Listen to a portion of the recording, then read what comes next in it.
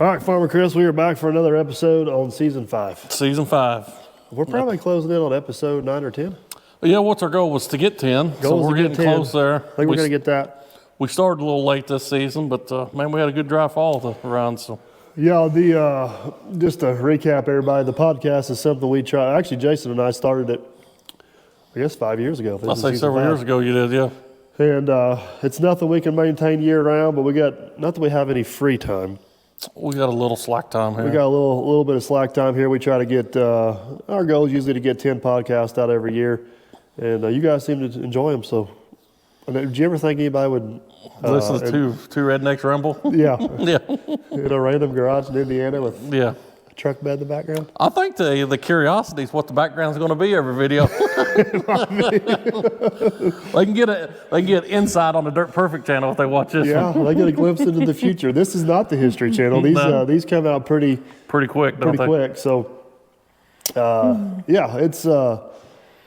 I do like this platform on this channel to where these conversations we have here I cannot have on the main channel because there's only a certain amount of people that are interested and sit and listen to something like this. This gives you the option to listen to them or not listen to them. Yep. Yeah, I agree.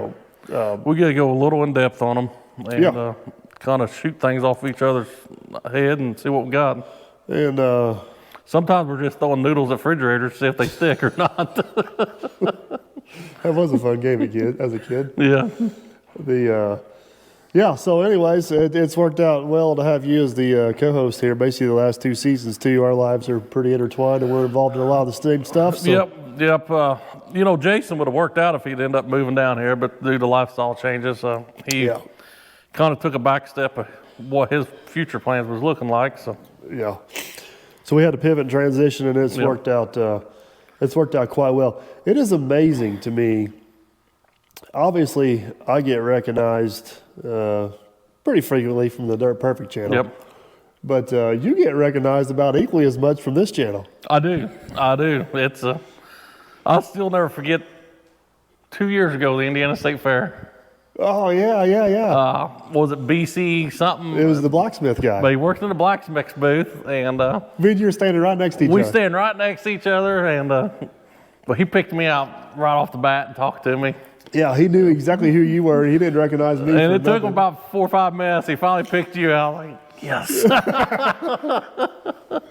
Yeah, I do remember that. That was a cool guy too. Yes, he was. He still comments on some videos every once in a while. Yeah, that was a super cool guy. But no, it's even though this channel has a lot smaller following, I think sometimes we take our reach for granted because there's still a lot of people that pretty cool. Have interest in what we're saying. So, all right, guys, the topic for today is the last podcast we did. For you guys, it was a week ago. For us, it was 6 minutes ago. 6 minutes ago, yeah. Was kind of the behind the scenes, a look behind the curtain of the Farmer Chris operation. And obviously we didn't cover all the details. We covered all the highlights. Yeah. But one thing that became abundantly apparent in that episode is how different the business of farming is compared to a normal business. I would agree. Yeah, we've touched base on some other podcasts, but maybe we can get in depth. Or both businesses, small businesses, I would classify. We're both in the same county, but we differ quite a bit when you get to the back. Yeah. Do you think the best way to start this podcast would be maybe just to give a baseline example of what a normal business kind of looks like? And then we can kind of go into comparing that to a farm and how different it is. And so my business, so I'm loosely involved with a couple different businesses. I got a property business. I got the family. I'm not directly involved with it, but I see the inner workings of the Derby market, which is a retail business. I got the dirt business, and I guess to some extent I got a social media business. Yep. But they're all very similar in a lot of ways. Yep. You got fixed cost that you are in somewhat control of. Yep. whether it be I can control a lot of my vendors, I can control a lot of my labor cost, I can control a lot of my cost. I can also control through different methods. I can control a lot of my Income. which means I can also control a lot of my profit margin. Correct. Now, whenever I say control it, I can't control it down to the T, but I have a lot of options and tools to control expenses. I have a lot of options and controls to control my income, whether it be setting my rates or doing it myself or hiring it out by a sub. Probably the only thing you don't have input on income is your YouTube business, because they're going to pay you what they want to pay you. Yeah, I have no control over. Yeah. The only control I have over YouTube is Your time putting into it. well, I was going to say is making sure the content's available for people to see.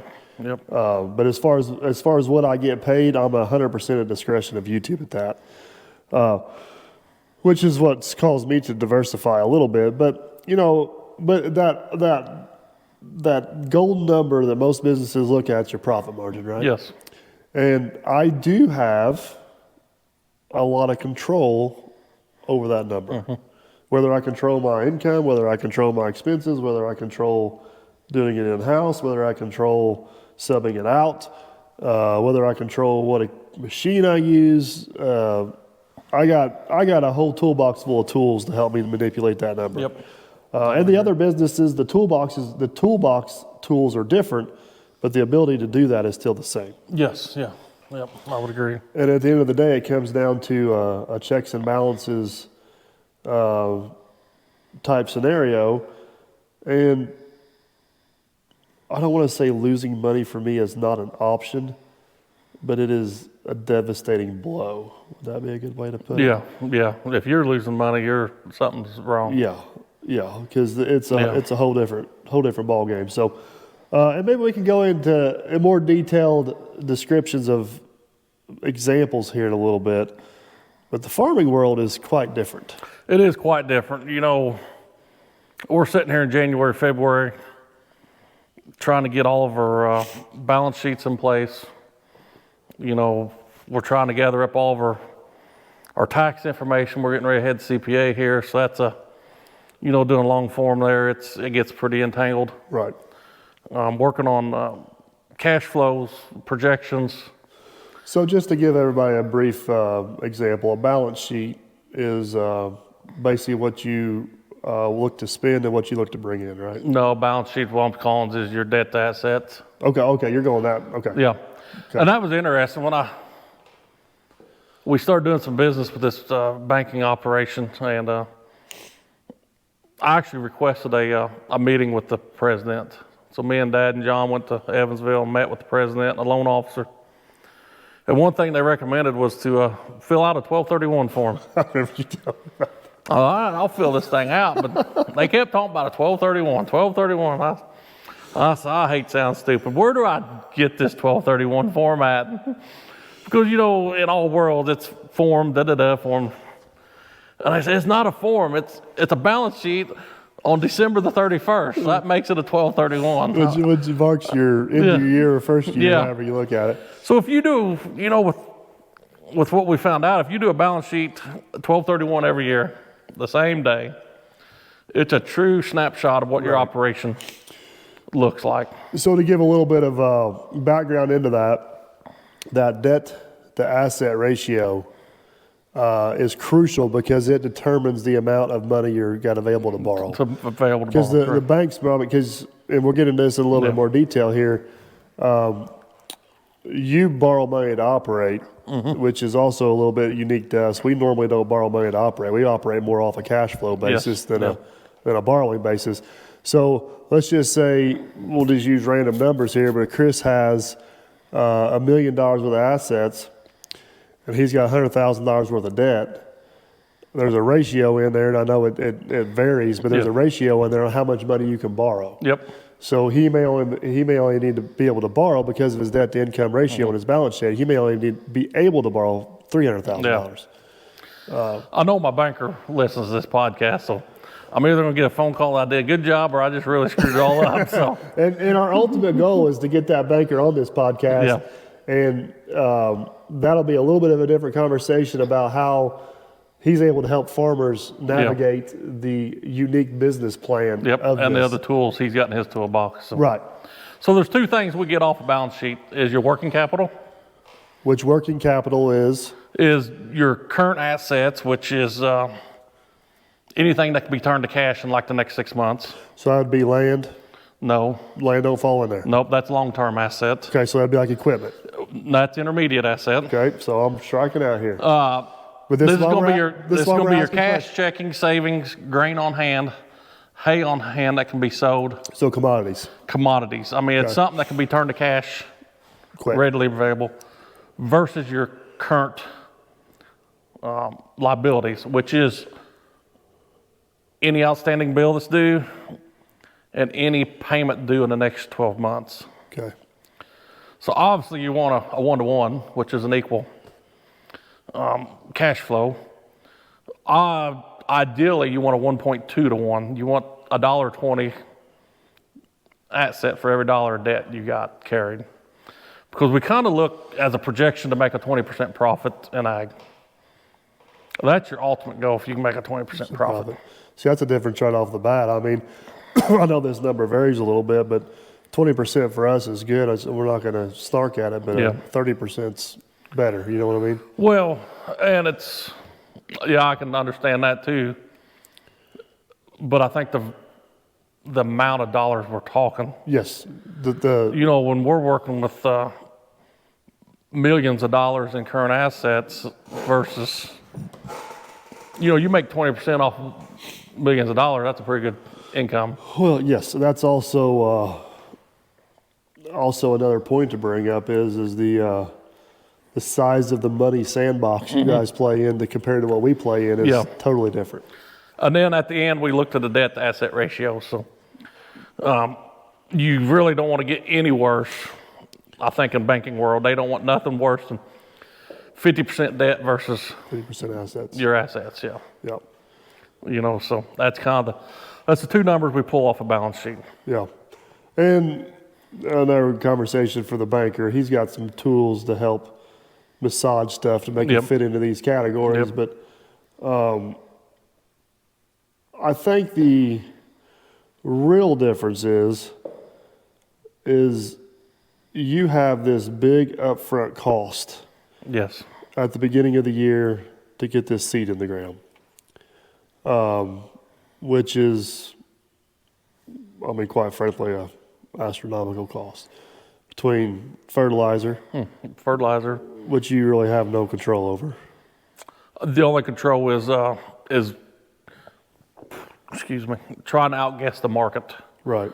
Because it's fluctuating up and down. You're trying to guess when it's at its low. Right. That's the only. So you got this huge, let's just call it millions of dollars investment in the spring to get this crop in the ground.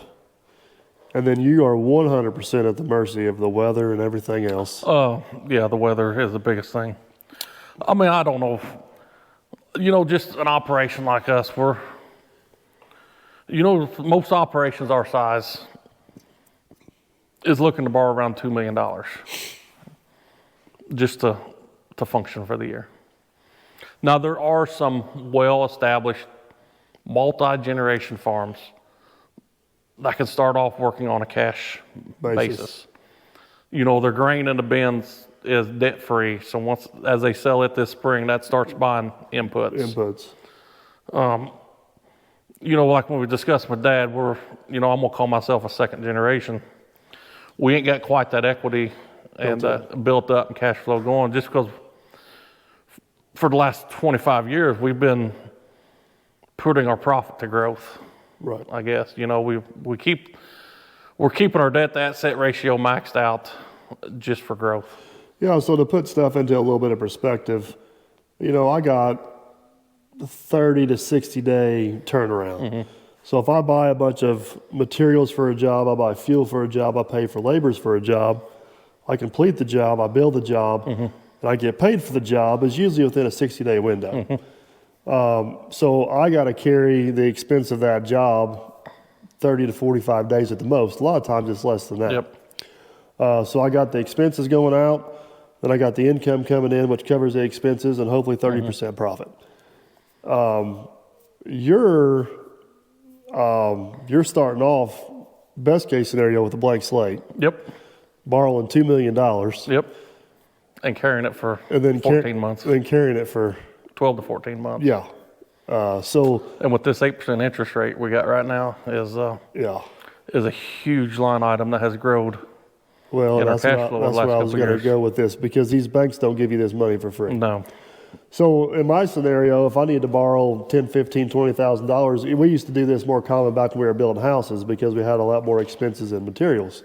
You know, we may have to carry $20,000, $25,000 worth of materials for, let's just say, 60 days at 4% interest. Yeah, that definitely made a number in a box on your expenses, but it was the cost of doing business, right? Cost of doing business. So now you're putting 8% interest on $2 million over 4 or 5 months. Yep. You're writing that gets into the profit margin. It gets in profit margin pretty hard. So. Yeah. So yeah, it's interesting there. So, but like I said, we're working on tax and stuff now, and then working on cash flows. So yeah. So balance sheet, we covered that a little bit. Cash flow is. On that cash flow, I'm looking at projections. Yeah. You try to guess. Well, we can figure what our input cost is going to be. Right.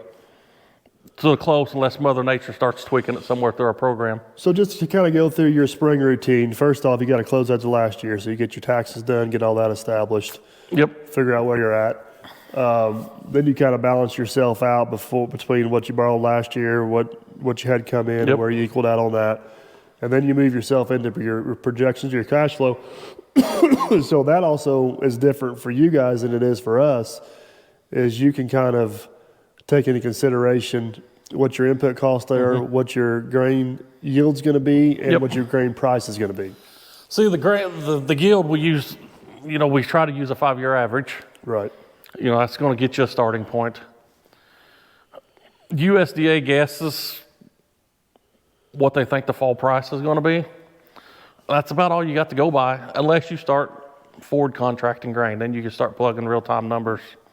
Yeah, but that's legalized gambling, ain't it? Farming is all legalized gambling. Yeah. I guess to back up on this cash flow too, something to look at with the farming operation is here we are in we're starting our second month of 2025. We've got income coming in selling 2024 crops. Yeah. By the time we get to the end of 25, we start buying 2026 inputs. Right. Which that goes back to your 10 or 1231. 1231. So yeah. So we run, for tax basis, you got to run a cash balance sheet or a cash flow, and then the banker helps us figure out accrual cash flow. So we take off 24 income, we take off 26 expenses, and try to get a true snapshot. How do you get the numbers of just that season? Yeah, did you profit that season? Yes. Yeah. But yeah, then you figure out the inputs, but man, when it comes to putting iron to the dirt, timing changes, weather changes. You start having to do maybe different tillage that you didn't plan on, which costs us fuel. Right. Wear and tear parts. That's another big thing. The biggest fuel hog I got is the 850J, which is 7 gallons an hour. Our biggest tractor uses 15 gallons an hour. That's a big difference. And we got 3 of them running. And the combine's sucking down 16 gallon an hour. I have to work hard to burn 700 gallons of fuel a week. We haul 300 gallons a day to the equipment of 400 just to keep things running a day. Yeah. And I guess a different thing from ag, getting off book here, but we invest $150,000 in a planter. Yep. We run 2 planters, so we got $300,000 in 2 pieces of equipment. Use 2 months out of the year. At the most, 2 months out of the year. Yeah. You've got $200,000 combine. Use 2 months out of the year. Other times it's sitting in the barn. Well, and unlike me buying a $200,000 excavator, it's only good for one thing. Yeah. Putting seed in the ground. Yeah. Like you can't use it. You couldn't even dream of using it for something else. No. Nope. And if it ain't the top notch, you're behind. So I don't want to you bring up a great question. I don't want to venture too far off this path here, but Technology in farming has definitely drove the price up. It has. Has it equally offset the efficiency? It's offset the efficiency and it's offset the yield. So is the investment in technology a net positive? Yes, For sure. for sure. So it's worth every penny spent on. If you can get an operator to use it. I mean, you can have it there, but if it don't get used, it's not. We look at our, when I say we use our 5-year average, so we're keeping track of our average yield for corn, average yield for beans for the last 10 years. And you go back and look at that, okay, well here you went from 160 bushel average to 180 bushel average next year. What'd you do? Yeah. Well, we dumped $80,000 of technology in the planter. There it pops up, So there's a way you got hard numbers to figure an ROI on those investments. And you try to figure out though, when you're making this investment, is it a 1-year payoff? Is it a 2-year payoff? Or how many? I guess field tile falls into this same category. Field tile. We're looking at a 5-year return on field tile. Because that's a big question we get all the time with all this field tile we put in is how fast you get your money back. The reality of it is some field tile may pay for itself the first year. I was going to say, it depends on how severe of a problem we had to begin with. But then the ultimate goal with field tile is to pay for itself in 5 years. Yep. Is the ultimate goal. So, like I said, come March, April, we're going to start securing our loans, right? Operating loans, our funds to operate. Some of it comes from the bank. Some of it comes from in-house businesses, in-house companies. We use Superior Ag here for a lot of our inputs. They've got some loan institutes that Superior Ag has bought the interest rate down already. So, this year you're looking at 8% interest on a bank loan. Superior Ag's bought interest down to 4% from some of these companies. So that kind of helps draw you to that. That's another thing that's unique to you guys is other than the normal 30 days, I don't know any of our suppliers that would ever also offer financing. Yep. Yeah. But that's fairly common. Not fairly common, but that's a lot more common in the ag world. Huge. Your seed companies carry. Yeah. Your chemical companies have financing to the side. Yeah. Even our fuel is financed for the year. Yeah. So. Yeah. And see, I guess I don't know how else we would pay. Well, they want your business, so if they can offer that as a benefit, and they're not doing it for free. They're making money off of it, but they understand it's a service they have to offer. Yeah. To make it work. I just want to back up one real quick thing to the technology. That's where another place where we differ quite a bit. If it wasn't for us installing as much field tile as what we do, there's no way I could ever justify the cost of your GPS. Yeah. Just because it don't add enough efficiency to our operation for what we do. Now, if we did a lot more precision work, it would definitely pay for itself off, which is why we're getting it, because we're doing more precision work with that. But just to point out another difference, you guys are pretty much addicted to it, or it's a must-have at this point. I shouldn't say addicted to it, but it's a farmer. It's not an option. It's a mandatory. For us, we're so busy being diversified. We've got so much things going on. And I'm not bragging by no means. Most of the farm control operation comes through me. Right. So I'm trying to plan 2 or 3 days ahead. I'm trying to clean up stuff from today. So if I can hit auto steer, run a tillage tool, and I can talk on the phone for 3 minutes, 4 minutes going down there, or get on the web and look at market reports and prices and trends, and every day we're trying to find a place to make a profit selling grain. Well, the other thing is just the data collection. It is the huge data collection. Because when you're in the hustle bustle of planning or harvest, and you need to make decisions for next year, you can go back and study that data. Study the data. And realize we made a good decision here, we made a bad decision there. But just to put a bow on the technology thing, I mean, you guys spend hundreds of thousands of dollars on technology. I agree. Yeah. And do it without even batting an eye because it's a necessity. And I'm over here really struggling spending $30,000 on technology.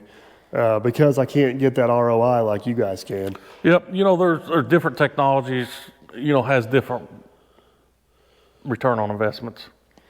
Some of this planter technology is huge. I'm contemplating a technology on my sprayer. Now I'm kind of debating through. You take a 90-foot booms, and it's on 7 section controls. So the computer's shutting off 7 different sections. So these sections are 12 feet. Right. I am still spraying 10% more acres than I plant. So that means I'm overspraying 10%. If I can put a technology that's available for my sprayer, it's $33,000, that every tip shuts off, which is 15 inches, and save 10% on my chemical bill, is pretty much a 1-year return on investment. Because you're buying 10% less chemicals. 10% less chemicals. And you're covering the ground either way. Which is healthier for the ground because we're not overlapping. Right. It's easier on the plants because they're not getting double sprayed. Yeah. And I think any business person would take a 1-year return on investment. Oh, yeah.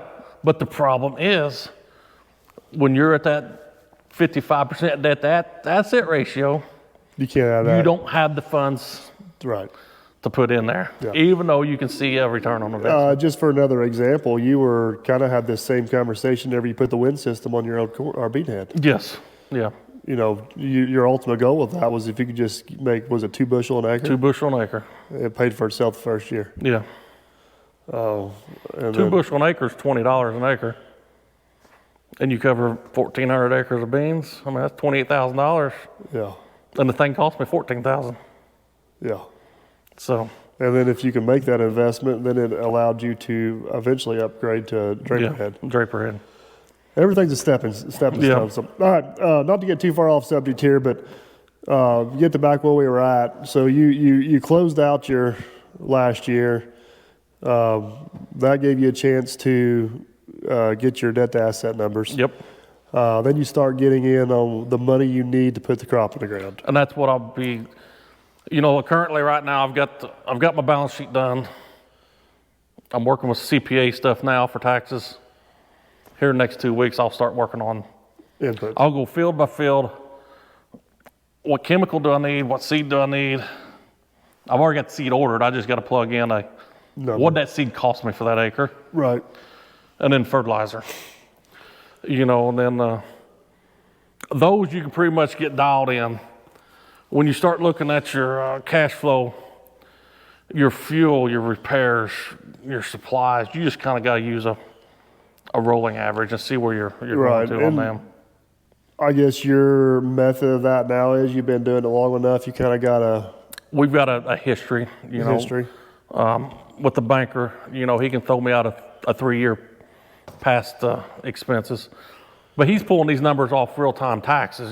So right. Here's what it's cost you the last 2 years. What do you think 2025 is going to cost you? Yep. Well, I'm going to do this farming practice a little different. So, we're going to go more no-till this year and less tillage, so that might cut back on fuel. Well, we're going to plant more corn this year than beans, so at the fall you get more trucking. Well, now your fuels went right back up again. Right. You just kind of got to try and play the whole year through your head and take a best guess scenario. So best case scenario. And I'm going to throw one other thing in here. Probably 50% of the farms struggle putting living expenses as an expense for the operation. Well, that's a good point. So basically, you guys don't get a weekly or monthly paycheck. Our operation, we do not get weekly or monthly. So we got to figure. So whenever living you expenses. borrow all this money to put this crop in the ground, you got to stay alive long enough to harvest it. Yes. Yeah. It's the dumb way of putting it. Is it the right way to do it? No. No, but I mean, the reality of it is not that you're sitting on your hands twiddling your thumbs, but there is no option where that crop's going to make you any money for at least 120 days. Yeah, you plant in May and harvest in October. Yeah, so whenever you borrow this $2 million, threw it in the ground, there is nothing you can do to get a single penny out of it until it's ready. Yep. So we'll fast forward through to... Then throw it in a grain bin and sit on it for another 3 months, hoping the market might go up. Or go down. Or go down. I've seen it go down lots of times Back too. to legalized gambling. Yeah. I think another thing that's a little bit different is unless there's anything you want to add on the front end there.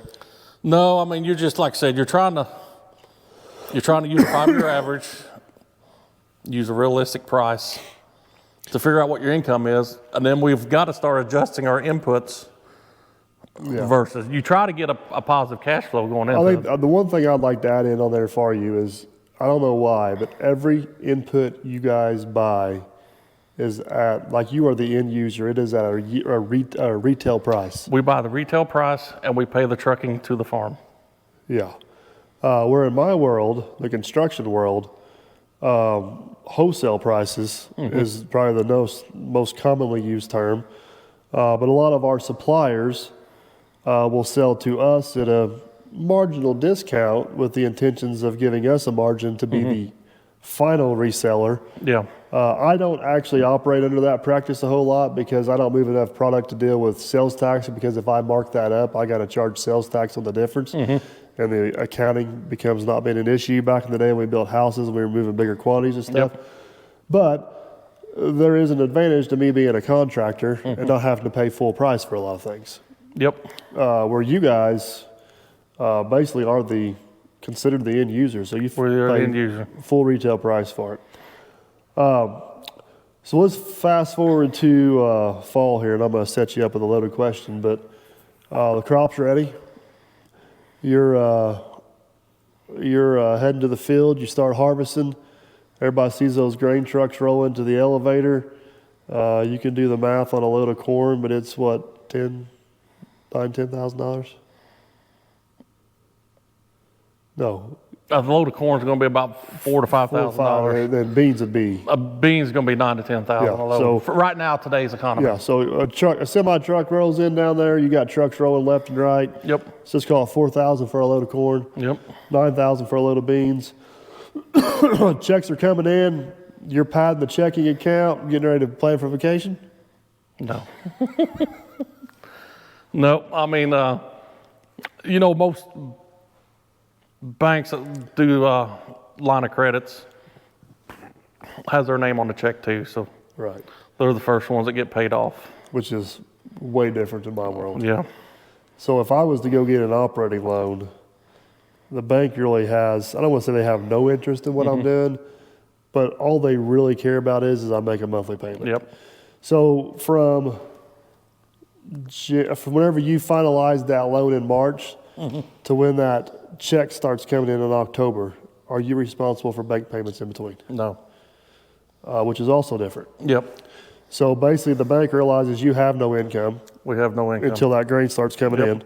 So they don't charge you anything. Nope. Well, we get charged interest on it. Well, yeah, but you don't have a monthly payment. Yeah, I you don't have to monthly make. payment. No. In my world, that's not an option. If you get a loan, whatever payment terms you agree to, which is usually every 30 days.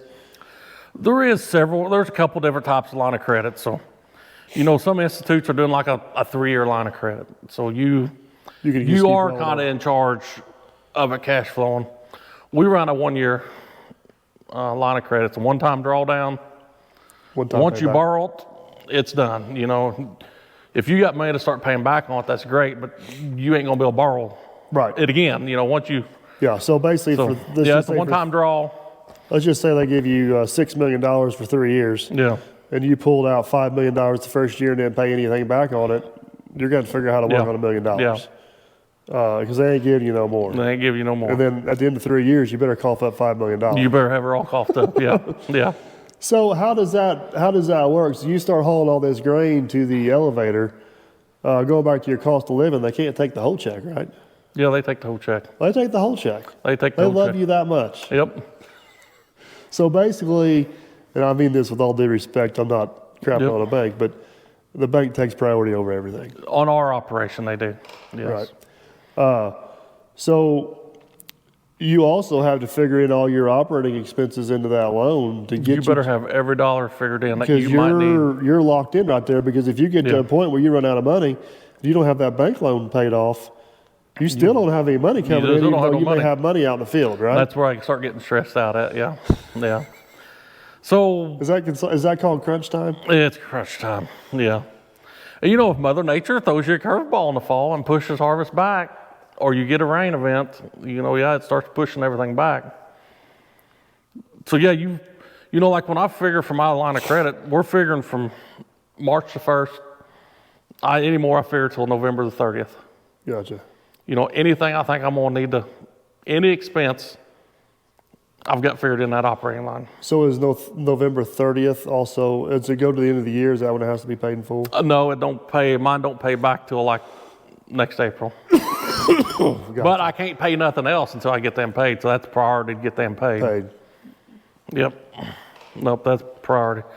The problem, I guess you have no option on that because their name's on the check at the elevator, so the elevator just mails the check to them and not you. Well, it mails it to me because I got to endorse the back of it, and then I send it on to them, and they endorse. But you can't cash it. I can't cash it. No. So, there again, say we had 180 bushel 5-year average we've used on the cash flow. We get combines rolling, you only see 160 bushel rolling in. You're starting doing that math in your head again. You start doing math in your head. You see cash flow $5 and the market's dropped to $4. You're doing math in your head again. You're doing your math in your head. We buy everything at retail, we sell everything at wholesale, and we just take what price. Because you have no control over the weather, no control over the price you sell it for. Nope. So your control over that profit margin becomes extremely limited.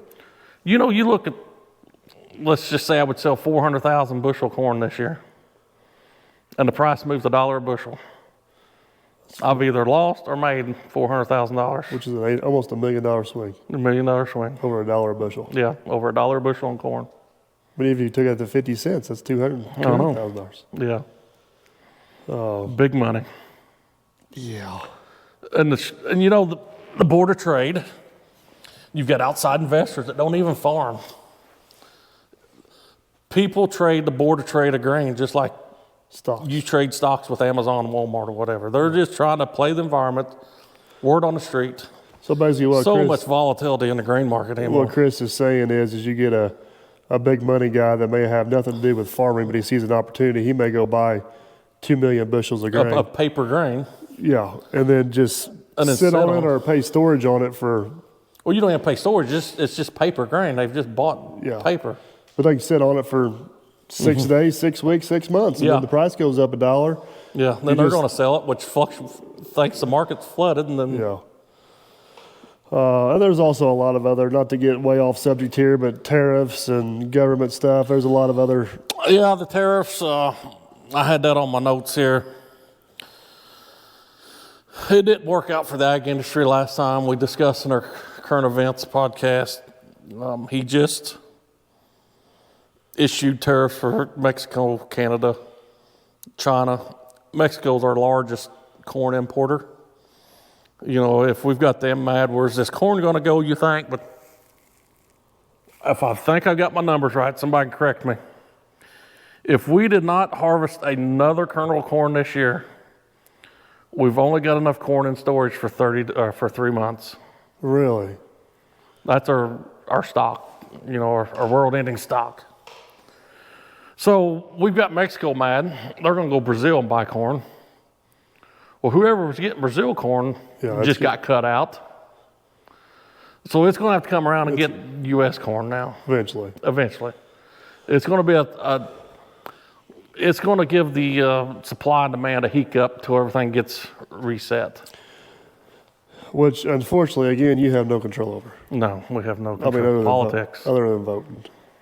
Weather. Politics is just as important as weather anymore. We're going to swing back around to politics. Let's finish out our harvest cycle here. Yep.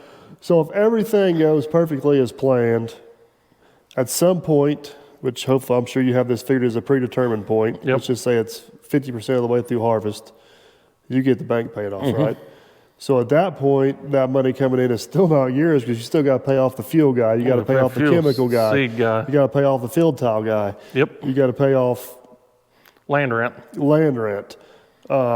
Equipment payments still coming in. So how much truth is it to the TikToks you see where the guy says he has all the bills paid and he goes another 10 feet for profit and that's the end of it? I've normally got imaginary shell another 10 feet and still lose money. Every operation is set up different. It depends on what your overhead is. And with us, a growing operation, 100% invested back, we run really, really tight numbers. Right. But you would tend to think the multi-operational facility would be doing, a multi-operational company, generational company, would be doing good. I don't know if they're even showing a profit in cash flow this year. So, post-COVID here has hit the farming world really hard for a lot of different reasons. Grain prices are kind of dipped. Input prices are through the roof. Grain prices ain't dipped. They're not bad. It's just the inputs are so dang Inputs high. have went through the roof. And not only your farm, but I would say the majority of farms have really struggled to turn a profit. They have. And most of them go into the year knowing they're going to lose money. Yes. Huge difference between farmers and normal businesses. Yeah. We don't start the year planning on losing money. That's never part of the business plan. But in your world, you can't sit on your hands. No. You can't sit a year out. Nope. So to keep playing the game, you have to, literally pay to play. If you're going in losing, let me start back. It'd be shocking, and I'm not the person to tell you what percentage has a negative cash flow right now or working capital.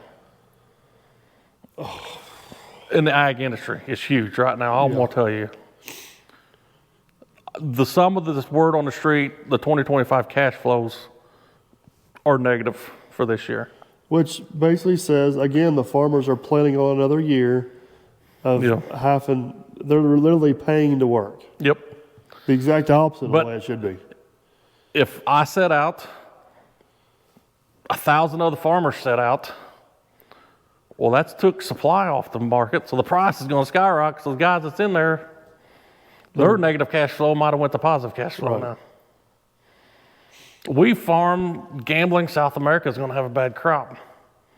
We farm to gamble that ethanol is going to help us out. It's ag sector is very, very stressful times right now. So so obviously we're talking about current times, and this is not the norm, but tight margins are the norm. Yes. Everybody's got this illusion out there that farmers just make a killing. I don't know why people think that. I guess they're that far out of touch with reality. And that's part of the reason of this podcast. Why do farmers keep doing it? Grit.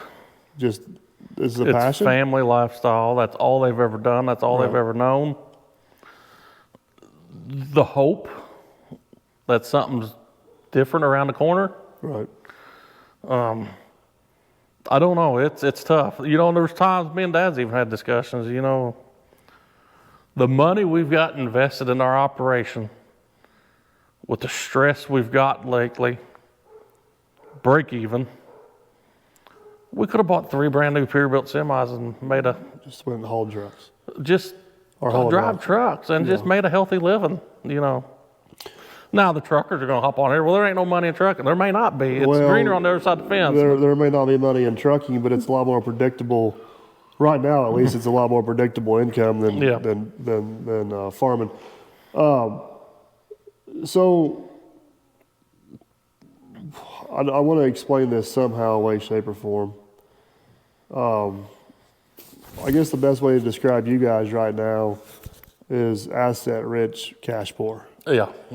So, and I have a hard time explaining this to Jenna because that is one somewhat similarity to my business is I own a lot of assets debt-free. But that don't necessarily mean I got a lot of money in the account. And Jenna just sees the money in the account and thinks we're broke. I'm like, no, we got $1.4 million worth of equipment is Yep. free and clear. Yep.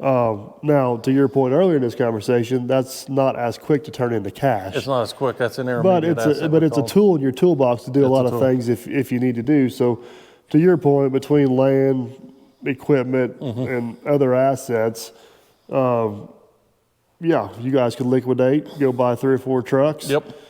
Start a business with minimal debt. Yeah. And Debt free if we sold out everything we had. Yeah. You know, just pay our bills off and be done with it. but what fund's that, Chris?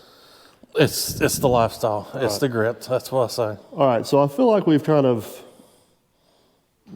talked about the reality of farming, but there is positives to farming, which I think the hope of the positive is what happens. You know, a bad day on the farm is better than any good day in the office. Yeah. And I think one thing that makes these multi-generational farms as strong as what they are is they've seen this cycle. Yeah, and like we was talking with Dad, you know, a lot of these guys have been through the 80s. Yeah. 80s was brutal. 25% interest, and drought, you know, 83 drought, 88 drought.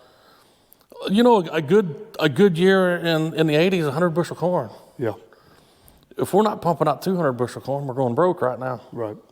But that's the technology that has come with it. Well, and then the flip side of that is the 80s was that way. I'd say mid-90s to about 2005 was the other way, wasn't it? Yeah, the hog industry took a beating in 97, 98, But I mean, as Row far crop as size. row crop size, that's whenever you've seen a lot of technology come in, a lot of people investing, a lot of farms merging. one thing we noticed, and I've heard other people talk about, our highest margin year was 2012. Made more money in 2012 than ever. That was a drought year, wasn't it? We averaged 20 bushel corn.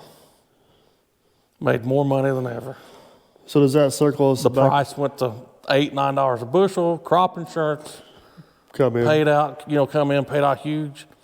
You didn't have much equipment wear and tear. You didn't have no diesel fuel burning, doing harvest, Well, let's cycle around to that because as much of a gamble as what this is, there is a few things you can do to hedge your bet a little bit. One of them is crop insurance. Crop insurance. But that's not a magic wand. No, they're looking at a 10-year average for that crop, for that field. And 95% of the people who's got crop insurance is only insuring 80% Right. of their And that's a approved number yield. you can choose, right, on how much You can, but your premium's going to go higher. Right. How much can you afford? Right. But when most you farmers, need 100% to function, you're only going to collect 80%. We've lost 20% of our. Yeah. Well, that's where I was going to go with my next question. I mean, the ultimate goal is the farmer would insure enough to break even. But to insure enough to break even, you'd have to insure like 110% because 110% of your APH, you're on the wrong side of that. And then we got some farm government subsidies, which comes out of the Farm Bill. Right. But our current Farm Bill is so outdated, it don't even help anymore. Do you want to explain government subsidies a little bit? Because I feel like that's something that's misunderstood. It's not necessarily, I guess, it's not necessarily free money, and there's a lot of, I shouldn't say there's stipulations on it, but it's the way it cycles around, the timing of it can kind of play into it cycles around. So the reference prices in the Farm Bill needs to be updated to get it current, to help out. Nobody wants government subsidies. No. But if it's there, one person's going to take it, and the one that don't's already behind. You have no choice. You have to take it. Well, the government subsidies, if I can say that word, is basically the government realizing how important the farmers are to the lifeblood of the country. Yeah. And then also realizing how difficult it is to make ends meet. Because, I mean, back to another conversation, I don't think a lot of people realize how many of the products you grow how many products the things you guys grow on the field are actually in. Oh, yeah. Between corn, soybeans, wheats, cottons. Yeah, they're all kinds of stuff, from food, fuel, makeups, clothing. Yeah. I mean, it's a subsidy. There's another way I look at subsidy is the government's fee to get information from you. Okay. Because our crop insurance premium is subsidized also by the government. So if our premium's $100 an acre, we pay $50 an acre, the government pays $50 an acre. Gotcha. To get crop insurance, you got to certify your crops through the USDA as soon as you plant. So like June the 15th is cut off, or 20th.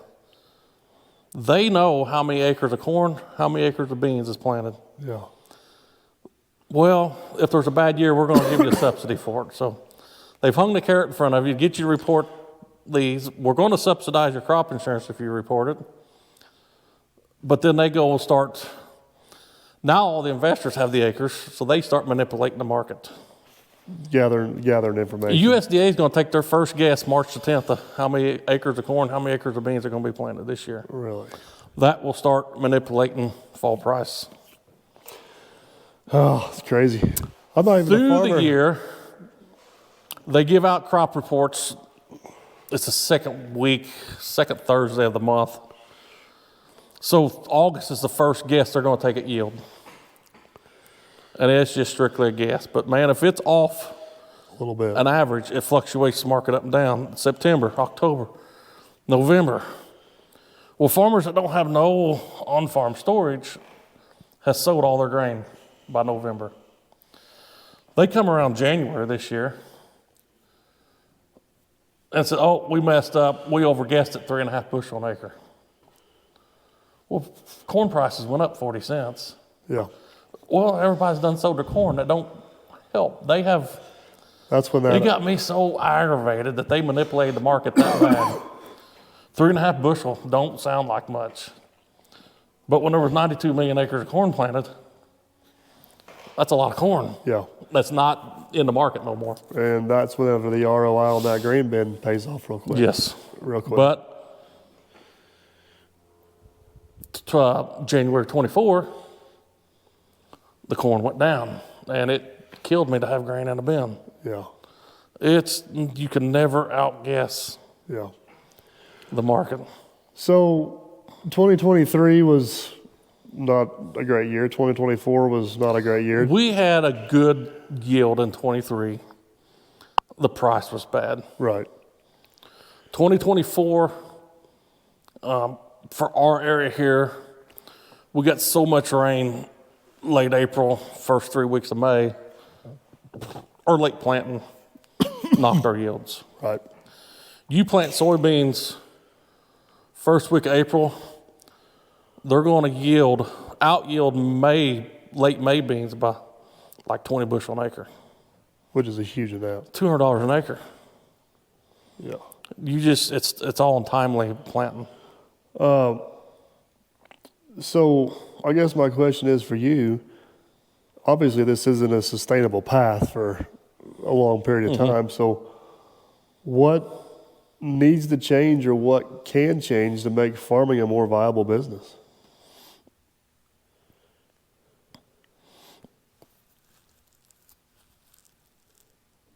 We need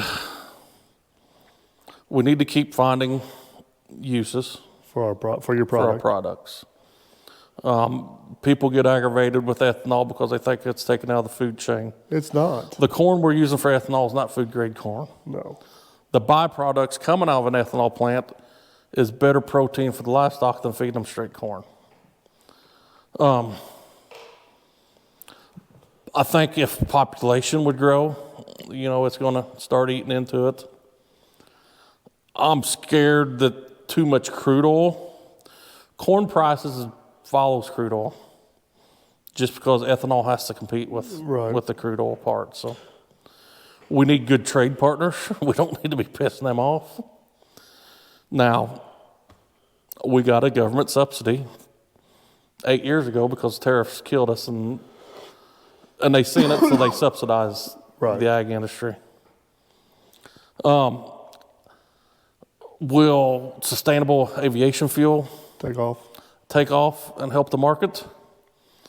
U.S. has brought like 4 bean crush plants on the last year. Brazil's brought a bunch of soybean crush facilities on. I don't know. I think just the equipment expense is huge. The Well, I mean, the you've had land this- the land prices, the tax, property taxes. Yeah. I mean, you've had this conversation several times. I went and bought a new excavator for $250,000 and arguably has as much steel and complicated parts in it as one of your tractors that cost you $600,000. Yeah, we priced. We had a new one ordered. After 3 years, it finally come in. They would not give a price because it was coming out of COVID. Case New Holland strike. It come in 3 years later. It's $545,000. I respectively walked away from it. So Yeah, that's now a tractor is a little different than a planter. It gets yeah, it it gets can be more used. Yeah, but, yeah, it'll be used. but your big high horsepower tractors still don't run 24/7 No, from time to time. no. Let's talk about one other window into the farming world. And this is quite a bit different than anything I do too. Is rented versus owned ground. So I'm assuming, obviously, if you owned your ground debt free, that's going to be the most profitable. It's profitable. Profitable Yeah, ground it'd be you farm. profitable. But that's kind of a not as common a scenario because even if a farmer owns ground, he's still paying Yeah, property taxes on his own ground. And he's Yep. still paying interest interest on his own ground. Yep. Where with the rented ground, you don't have to pay the property taxes. I mean, every agreement can be different, but Yep. Every agreement's different. But there's different ways to rent ground too. The most common way is pretty much just the per acre price. For us, cash rent price is about the only Yeah. way we go. There is sharecrops out there. There's all kinds of. There's flex contracts and all kinds of stuff. I mean, 92 landowners, and I don't know if 2 of them's the same agreement. So I guess my ultimate question is, you kind of got the same struggle with renting ground as what you do a lot of different things. Sometimes you may not make money off that rented ground, but you have to pay have the to rent to have the chance at it next year, Yeah, right? you got to keep it. So it's as price goes from $2,000 an acre to $7,000 an acre, the value of the rent goes up too. Right. And then the competition in ag is unreal. Trying to rent ground right now, even though they're losing money. That's what I don't There's just some understand. of them outrageous bid prices on them. Unreal. But it's hard to walk away. When you've been renting a farm 10, 15, 20 years, it's hard to walk away from it when you've already built it up. So Well, yeah, because you guys invest a lot even into renting ground. yeah, Whether it be with fertilizer or infrastructure Yeah. or whatever it is, and you hate to walk away from it and let somebody else reap the benefits of your guys' yeah. I guess something else. I don't know. What do you classify as a big farm and what do you classify as a small farm? well, Because people are you hear a lot of feedback on corporate farming or large farming, yeah. What do you think that is? Man, that is a great question. I think that is somewhat determined by the region where you farm. I think around here, 20 years ago, if you farmed 1,000 acres, I think that'd be considered a big farm. Oh, huge, yeah. Huge. Nowadays, if you farm 1,000 acres, you're probably one of the small guys. Oh, yeah. I would say in our immediate area, the 3 to 4,000 acres. I'd say around the 3,000 acre farm is probably kind of the average. I can think of a handful of guys that are 15 to 2,500. And I can think of a handful of guys that are 3,500 to 5. There seems to be a no man's land between about 4,000 acres and 7 to 10,000 acres. Yeah. Would you agree with that? Yeah. It's like you're either under 4,000 acres where you can manage it with one helper and a family operation, Yep. or you jump up to 10,000 plus acres where you got 3 or 4 full-time guys. And Yeah.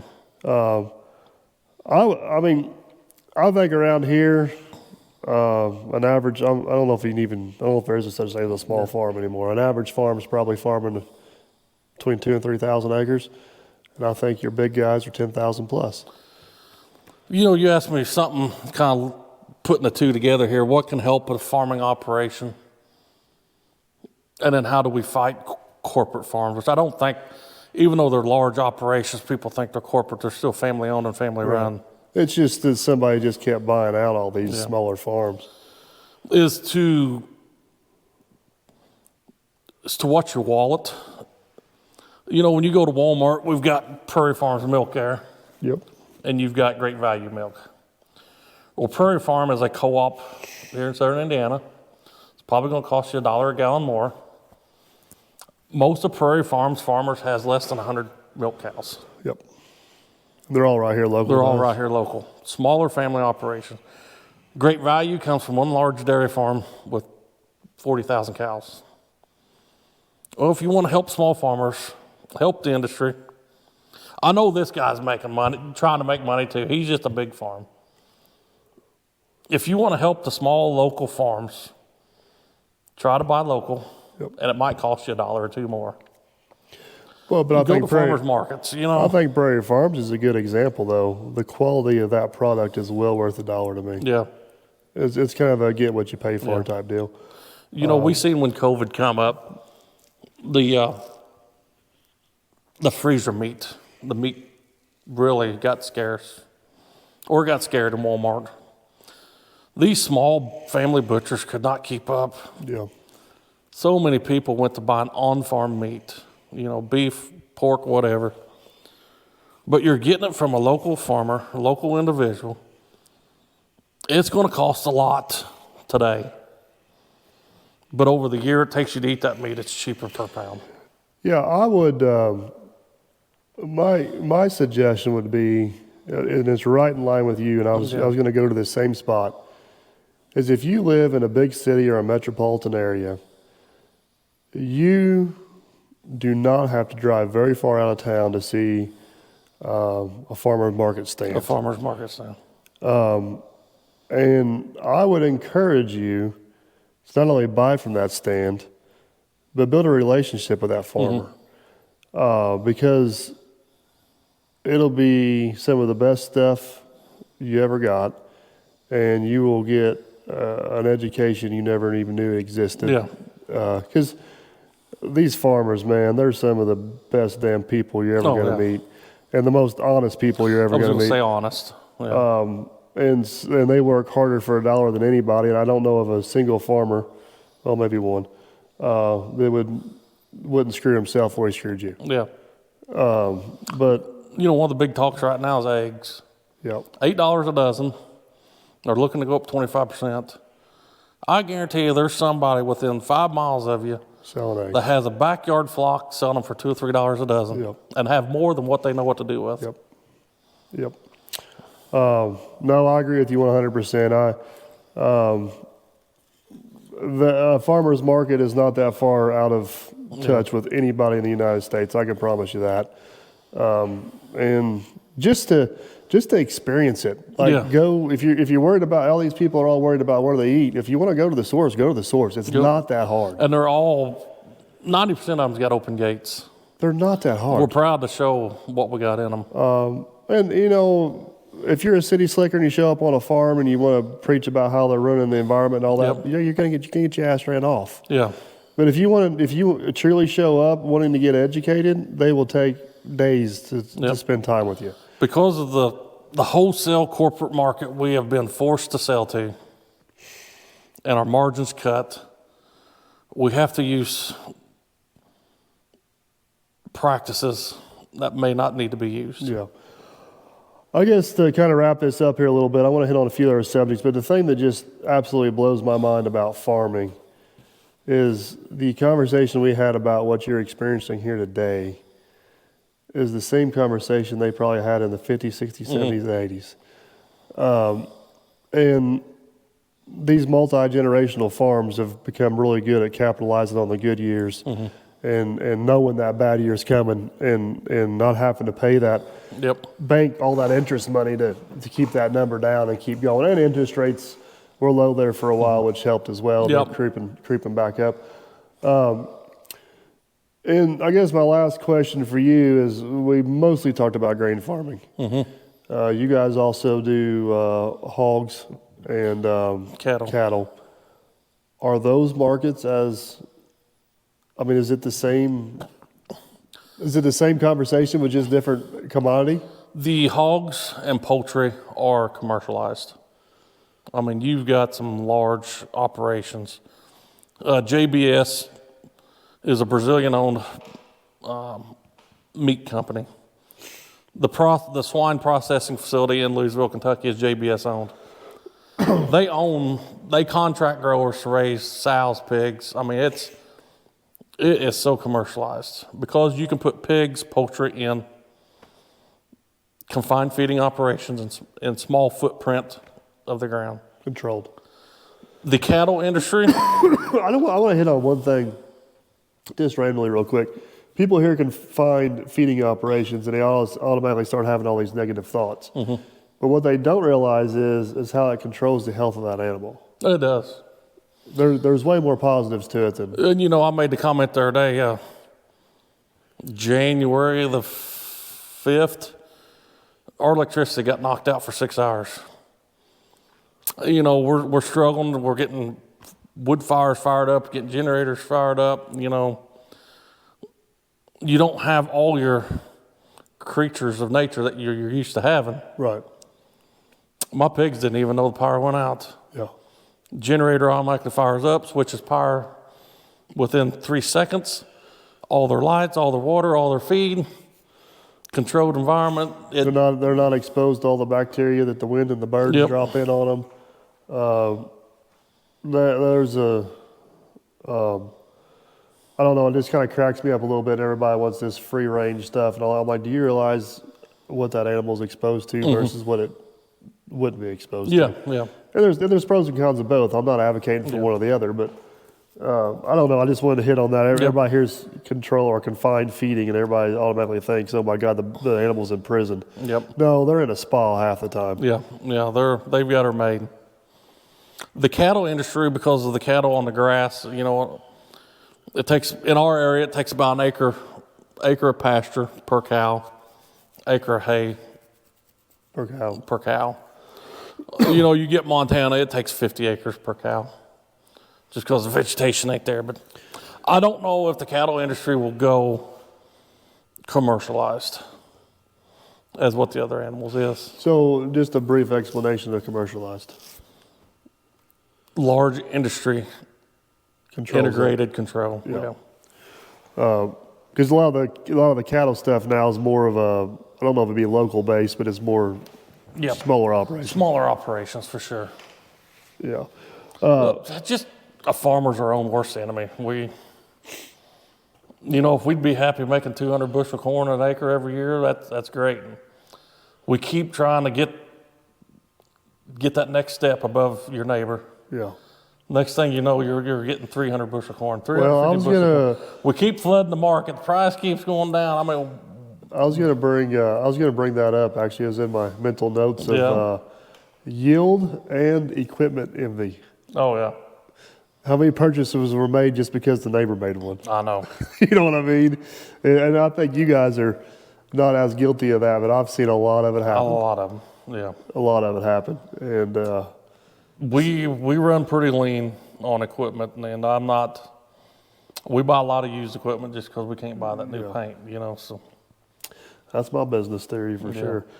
But so as far as you guys go with the hog market, it's pretty much just a set number because you rent barns. We get a check. You don't own animals. It's the same dollar every month. But the cattle market, like right now, it's really good, but it can quickly change. It can quickly change. The cattle herd in the United States is smaller now than it's ever been. And I think it's the drought, Yeah. farmer's age, retirement. Yeah. Because raising cattle is still probably one of the more labor-intensive things to do on the farm. I would say so, yeah. There's a lot of, they can be down and dirty sometimes raising cattle. It can be pretty nice some days. But They're Logger Wade's favorite animal. Oh, yeah. The other night, my short video I posted, the cow had a calf, got stuck in a ditch, rain, mud. I mean, you're out there, piss pouring rain, you're getting that thing up. We've took it to the shop. Towels, heat. I mean, lay on the shop beside it and bear hug it and try to get his body heat up. And you try to keep every living creature alive. I mean, you do all you can. Cattle can be pretty strenuous. And then the mother wants to try and kill you, you know. Yeah. Some of them can be pretty hot-headed. Yeah. Yeah, they can. You've had a few wrestling matches over the years. Dad had the worst. He had a 1,400-pound cow standing on him, pawing him. Really? And if sister wouldn't have been there, I think she'd have killed him. She was able to slap it on its face and distract it, and the cow took after my sister. Luckily, a brush pile was close, and she head-butted that Emily into the brush pile, but that allowed Dad to do a barrel roll and get under the fence and get away from it. Yeah. He was black and blue from head to toe. Yeah, it's that's a whole other podcast. The dangers of farming. No, I know. It's probably one of the most dangerous occupations with logging. You know. Yeah. Especially livestock. That's a whole other. I mean, that's a whole other unpredictable. It's another living creature. Yeah. Well, Farmer Chris, I don't know if we've answered anybody's questions. You know, farmers have big, fancy, shiny equipment. It's a necessity of the need. There's a lot of money going out, and there's a lot of money going in the checkbook. You just hope there's a few pennies left, you know, in between there. But well, and as much as we talked about the doom and gloom years, I mean, the ultimate goal is to have the jackpot year, right? Yeah, you know, I'm hoping we're within 2 years of a turnaround in our operation, but. And you have no choice but to keep playing the game because you're so invested. As long as you can keep your numbers somewhat controlled. And a big part of that's the bank. Yeah, the bank's a huge, and to get educated bankers too. That's the problem we're fighting. You know, we can turn all these papers into a loan committee, and some of them don't even understand what they're looking at. Well, that's kind of the point of this podcast as well is my banker would think you're absolutely nuts. Yeah. Your banker sees a normal operation. Yep. You know what I mean? Yep. And getting the right. I mean, the banker is part of your team. He's part of your business, so you got to get that on there. So, hopefully, our ultimate goal is to get the banker on here. Yep. Because it sounds like you've got one of the best ones around. I've really enjoyed doing business with him. The first life ag loan I got, I was pretty young. I borrowed money to buy 4 bred heifers. I had $1,000 a head back in, cheap, so I borrowed $4,000. 4 live calves, weaned the calves, I sold them. So I took $2,000. It was a 1-year note. Put $2,000 on a $4,000 note. Well, how are you going to pay the other $2,000 off? So I'll have calves next year. Well, if you bought 4 and sold 4, how are you going to get new calves next year? She had no idea how the cattle life cycle worked. No idea. She couldn't understand. I bought 4 bred heifers, sold 4 calves. Well, that's got me at 0 now. Now what are you going to do? And sometimes that's the banking world. Well, if you buy a pickup truck, usually it don't multiply. No. So. Oh yeah, but no, like 2025, I think you're going to see a lot of ag get creative. We've talked about white corn in the past. There's a premium. Yeah. I think the white corn perspective is going to go up, which is going to drive the premium down because there's going to be so many people chasing that premium. Right. There's going to be some alternative crops looked at. Yeah. Some of the fertilizers probably going to get cut back. Probably more no-till just to save some fuel and steel. And prayer, about all you can do. I mean, you're at the mercy of Mother Nature. I mean, we was 1 rain away from a bumper crop this year. Yeah. We just so dry in August. It just late planted, too much rain, late planted, when we're putting grain fill on, we just didn't get no rain. Yeah. It can be stressful and aggravating, and Which it's still blissful that you're in the operation somehow. Yeah. I don't know how we can stay so positive sometimes in a negative atmosphere. live to fight another day. Yep. Live to fight another day. Well, Chris, appreciate the. Like I said, I don't know if we answered any questions. We probably. I don't know, and everything I said could be wrong too. But No, I doubt that. You've been at it for a long time. I don't know. The more I learn about farming by working with these farmers, the more it amazes me with the willpower just to keep going, because it is a tough business. Yep. Any business is hard. What we do is difficult. Not everybody can do it, Yeah. but the farming industry takes it to a whole nother level. the hours and stress. I mean, I know I said stress a bunch, but Well, I mean, when we're under crunch, I mean, it ain't nothing for me or John to work 18, 20-hour days just back to back to back, trying to get things done, because, a week can fluctuate $50 to $100 income per acre at the end of the year. yeah, which is big numbers. Big numbers, yeah. Well, one last thing we're going to end this on is I think it's going to bleed over to the ag industry, but it hasn't quite yet. But in the construction industry, it looks like equipment prices, but a lot to do to demand and a lot to do with inventory, but prices are starting to come down. Yes, the used ag equipment is starting to take a hit, Right.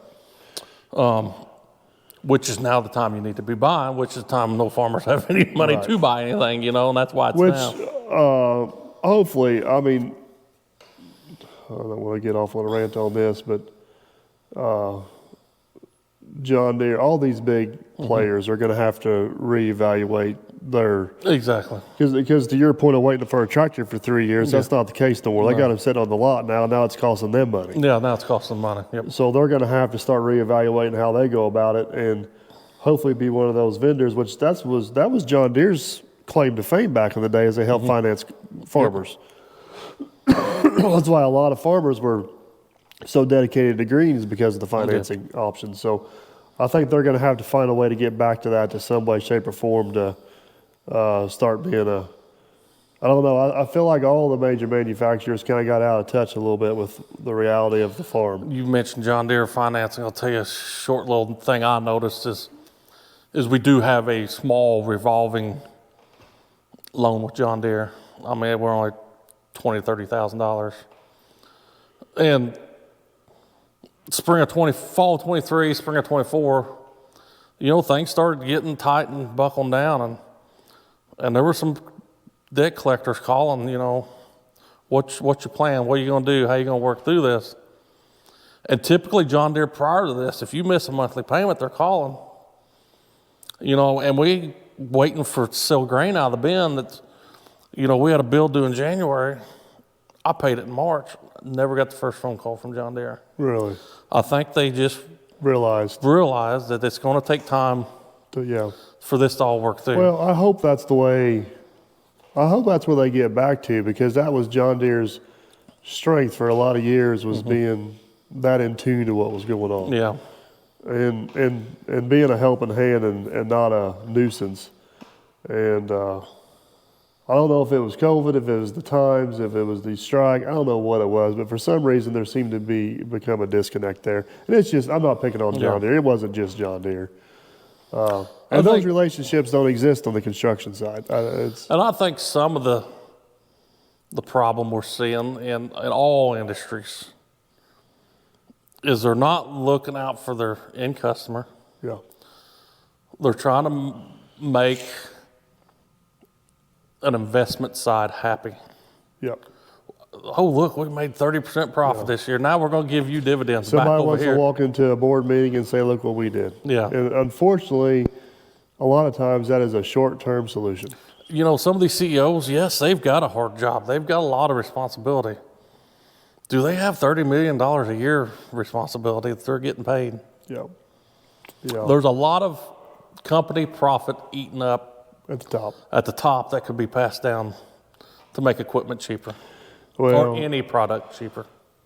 Yeah, that's a whole other podcast too there, because I don't blame some of these employees after going after some of these big profit numbers, Yeah. but that industry is the same as the farming industry. Some of that needs to be responsibly put away so they still have a job Yeah. whenever the things do turn down. You know, look at John Deere right now. They're struggling. They're hurts, laying yeah. people off left and right. But did they not save enough money in the heydays to Yeah. push through right now? Yeah, I don't know. That's a whole other question, and I think just in general as a country, we have to get the cost of living down. Yeah. You know, you can sit here and raise wages, but if the cost of living don't come down, you're just chasing your tail. You know, whether you like it or not, you know, we've got a president that claims he's going to lower the price of food. How can you lower the price of food when farmers ain't making money producing the food? Yeah, I don't know. Nobody knows. That's a wait and see, I Yeah. guess. Wait and see. Well, I don't know. We can sit here and talk about this forever, Chris. We're going to wrap this up at some How long point. we've been going already? This is the true definition of the economics of farming, is talking in circles. We've been over an hour just talking in circles, yeah. Hopefully, my goal with this was just it's been eye-opening to me to see how different they operate and what's acceptable and what's not acceptable. And hopefully you guys appreciate your farmers like you appreciate a lot of other things, because if the industry's not going to go away, No. but you guys can affect the cost of living as much as about anybody. You know, we've already consolidated. The smaller ones got out, the bigger ones got bigger. If we keep going like this, that land's going to be farmed. You're just going to start to end up with mega farmers. Then Yeah. we get down to so many mega farmers, and one of them crash, We're in trouble. we're in trouble.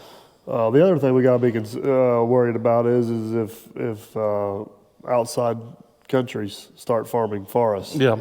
here on our own land. Yeah, that's scary too. That's a whole nother conversation. So And we've already got a start of that. I think they're trying to get a curve on, you know. yeah, I hope, because that can Some become- states have started making some state laws on foreign ownership. But you know, Smithfield Foods, one of the biggest pork plants in the U.S. is China owned. So yeah, which is a whole other reason to go visit your farmer market. yeah, And one thing about visiting a farmer's market is they didn't take 2 or 3 price cuts to sell it No. to you. Yeah. That's the most profitable piece of product that farmer's Yep. going to sell right there and there. he's knocked out some middleman to sell you a final product that he's raised. Yeah. So, all right, guys. Hopefully you enjoyed. We're slowly wrapping this season down. Maybe 2 more podcasts. Maybe 2 more podcasts. The plan is right now, no promises, is to get Chris's banker on here, because I think that's going to be a super interesting conversation. And then we have Farmer Grace scheduled to finish out the year. So hopefully we'll get Farmer Grace on here. She lives 30 minutes from us. Yeah, but she travels all over the Midwest trying to wrangle her down. It's everybody thinks we got all this free time. We're busy people, and to Yep. get 2 busy or 3 busy people's schedules to align is not that easy. But we think we got a date nailed down, so hopefully we'll do the season finale with Farmer Grace, which should be an awesome podcast as well. Hopefully you guys enjoyed, and catch you on the next one. Thank you.